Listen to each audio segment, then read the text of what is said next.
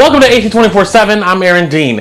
It's back to school season, but as lessons begin again, protesters in some states say what's being taught is all wrong. The Advocate Channel's Emily Schmidt reports on how changing standards of teaching Black history are causing new divides outside of the classroom. There's agreement Florida is making history with the new way it's teaching history, but consensus ends there. I think it's a regression. I feel like it's 1964 all over again. Protesters marched in Miami Wednesday condemning State Board of Education Black history teaching standards put in place this summer. Among other things, the standards require middle school instruction to include how slaves developed skills which in some instances could be applied for their personal benefit. There are no benefits to slavery. This is America. Teach the truth. They don't want the true history to be told because they are terrified of the true history. In Arkansas, where Republican Governor Sarah Huckabee Sanders signed an executive order this year stating critical race theory has no place in the classrooms, the State Department of Education told school districts students who take a new advanced placement African American Studies class will not receive credit toward graduation. I cannot think of anywhere that it is more important to study this history than in a classroom in Little Rock Central High School. Noland says nearly 100 students were ready to take the class at the school, which was once the epicenter of the historic fight to desegregate schools. Now they, like their peers in Florida, find their history lessons are very much in today's news. I'm Emily Schmidt reporting.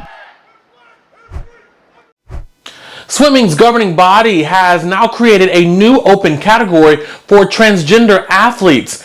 World Athletics is adding the all sex and gender identities category at a World Cup event in Berlin. World Athletics calls it a commitment to inclusivity. Details about the qualifications have not been announced.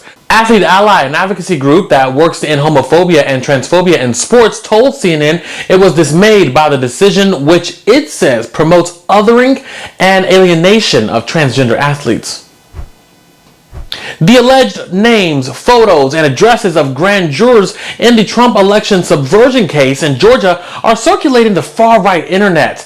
That grand jury voted this week to indict former President Trump and 18 co-defendants. Experts say some anonymous users are calling for violence against the jurors, and it's not clear if those are the actual grand jurors or just people with the same name.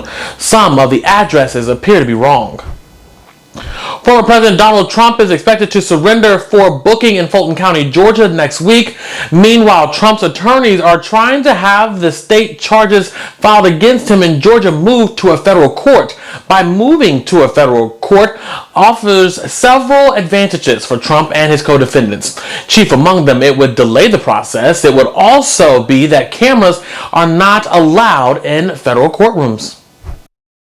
Rudy Giuliani made an in-person plea to Donald Trump to help pay his legal bills. That's according to a source familiar with the matter. Giuliani and his lawyer traveled to Mar-a-Lago in late April to talk about Giuliani's seven-figure legal debts. Giuliani is effectively out of cash. Trump reportedly verbally agreed to help with some of the legal bills without committing to any specific amount or timeline. Thanks so much for joining us for AC 24/7. For more, be sure to go to theadvocatechannel.com and subscribe on the Advocate Channel YouTube page. For AC 24/7, I'm Aaron Dean.